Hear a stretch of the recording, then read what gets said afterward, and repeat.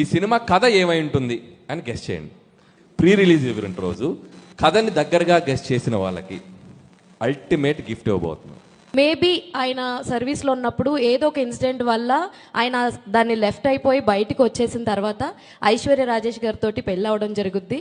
ఆ తర్వాత వాళ్ళ అబ్బాయి.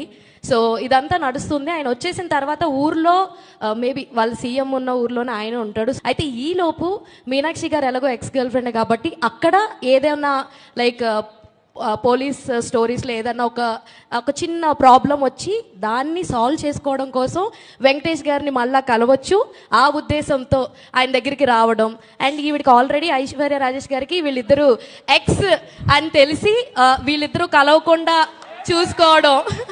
సో వీళ్ళిద్దరిని కలవకుండా చూసుకోవడం. అదేంటి దాని దగ్గరికి ఎందుకు వెళ్తున్నావు, నేను కదా మీ వైఫ్ అని చెప్పి అని ఇలాంటివి మధ్యలో వాళ్ళిద్దరి మధ్యలో ఉండడం. అండ్ ఈ మధ్యలో లైక్ మన అవసరాలు శ్రీనివాస్ గారు అండ్ ఈ క్రైమ్ బ్యాచ్ ఎవరైతే ఉన్నారో మేబీ వీళ్ళు ఏదన్నా ఒక డిఫరెంట్ లైక్ ఏదన్నా సైన్స్ ఫిక్షన్ లో ఇప్పుడు చాలా జరుగుతున్నాయి కదా, అలా ఏదన్నా అయ్యుండి.